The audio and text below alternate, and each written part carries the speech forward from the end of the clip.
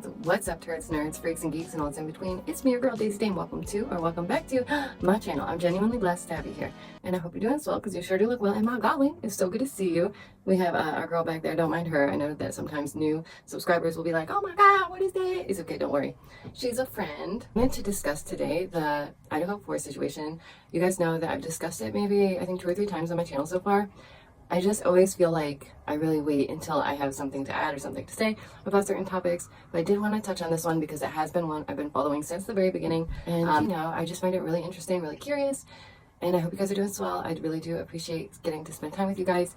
And so it seems as though things are not panning out so simple for the Bryan Kohberger case. I think people thought that this was going to be some sort of slam dunk, but it's a no. It is not slam dunk. It is a bit tougher than they imagined. Who could have guessed? I do truly believe that they thought it would be a slam dunk, but things are just not adding up. Just wait till you hear this explosive non-proof as we get into it, okay?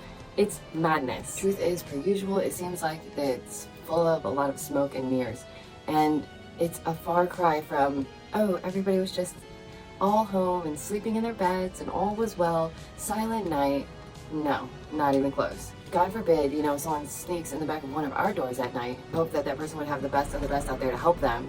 But before we get into all that, please don't forget, like, subscribe, hit the bell, comment, share, do all the things that are free because it really means a lot and I do appreciate it. And as always, per usual, don't forget, check out my socials. I'm on Insta, Snap, Facebook, Twitch, like I'm literally everywhere. So check out my social media platforms, check out my whatnot. You guys know that I don't really do like merch, I do our own creations. Ta-da! So you want to check those out, support. It really does mean a lot. Thank you. The purpose of this video is to expose that Bryan Kohberger is probably sitting cool as a cucumber in his cell. He's possibly thinking how much money he can make from all this when it's all said and done. Here's the thing. You think neurotypicals are diabolical? Once you upset a neurodivergent, all bets are off. A neurodivergent, which is now the case of Bryan Kohberger, because they are bringing that in there, will bring you into a world of everlasting pain. So this person is clearly not stupid. I really don't think so. And I really don't like the whole, you know, his eyes are dead and cold. I've never liked that. I don't like the whole, this person looks like a criminal kind of thing, because you never know. And to just like assume that about somebody is really messed up, especially someone who is clearly neurodivergent. I just think that the people that say these things clearly must not have a clue, or they're just not around people who are neurodivergent. Yeah, it's just really disturbing how people can just say those things. And as for the true details of this case, one thing I will make clear, let this be a shining example, okay? Please, please do. That cops don't need to tell us the truth. They don't need to. There's Finny. Hey, buttercup. Hi, baby. When did he get there? Surprise, it's magic. Let it be a shining example that cops don't need to tell you anything. They don't owe the public the truth, right? But you don't lie. I can't lie, you can't lie, but cops can lie. Don't forget that. Us plebeians need to just stay in our lane.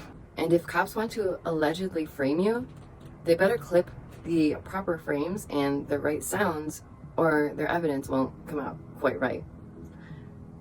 And it will truly leave them telling on themselves. I truly can't wait for the day where we collectively stop demonizing those who struggle with neurological issues. It really is strange to me, as their brain is just wired different, and people instantly see that like some worst horror movie in their heads about who this person may be, playing on a loop. Go outside, meet some new friends, meet some new people, and learn something about neurodivergence, because they're just people. They're everyday people. Everyday people, like literally.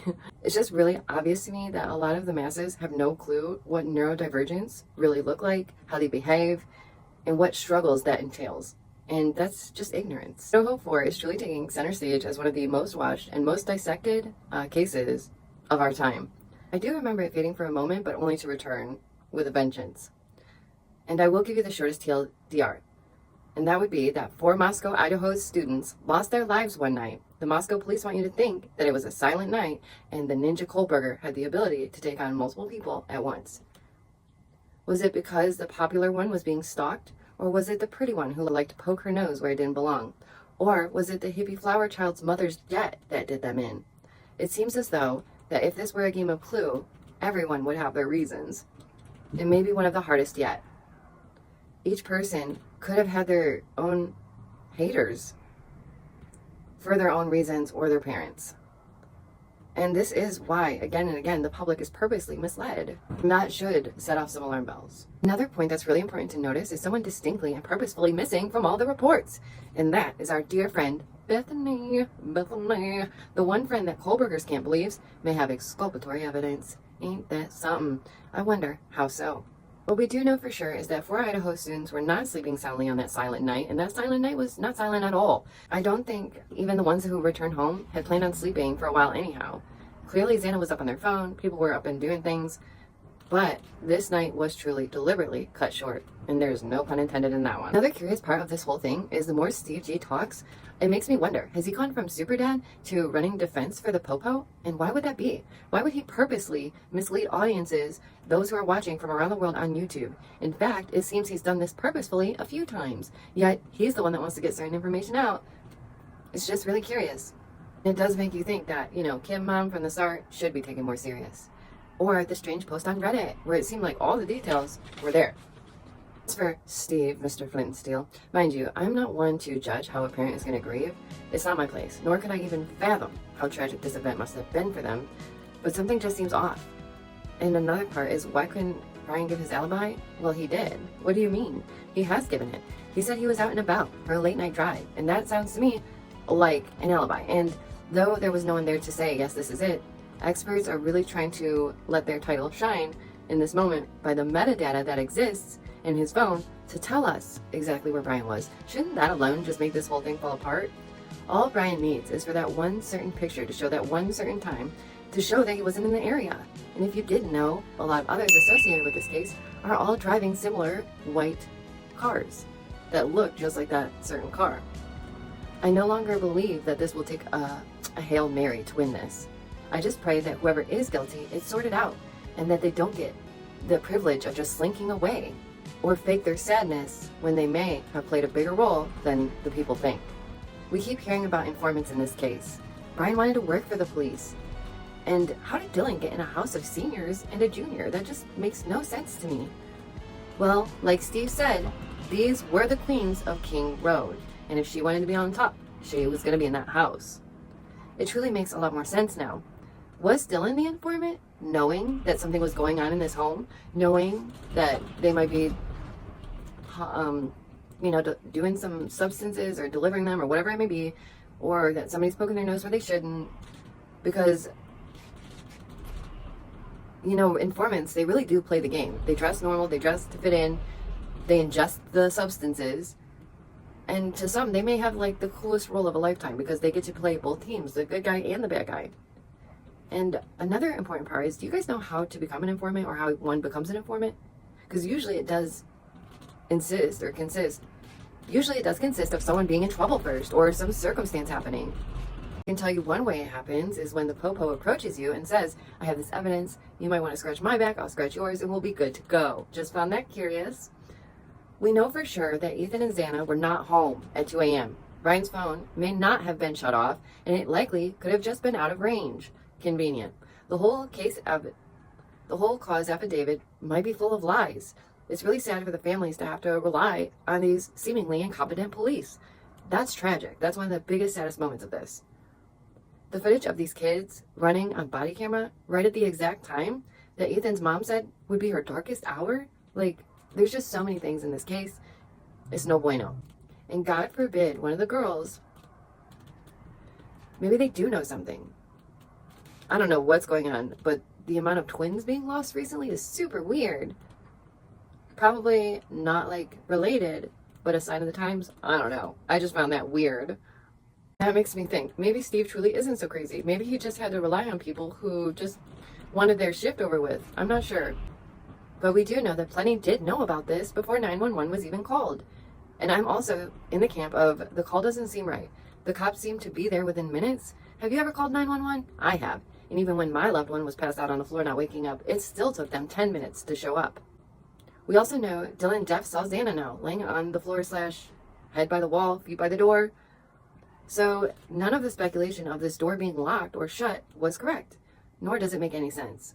I do wonder if the BK family, if they're truly supporting them, or if that's all rumors and lies. And imagine if he truly ends up not being, if he's found not guilty and say they did say something, or we're thinking he could have been the one, right? That would be awkward. That would be such an awkward way to return home. My goodness. Listen, all the proof that the guilters have is garbage. Most of it is circumstantial at best, and none of it is panning out. And I don't need to express every deception taking place. People need to do their due diligence into looking into these things. I understand that not everyone has the time to devote to all these lives and videos, but simple research will show you. None of this makes sense. It still doesn't make sense.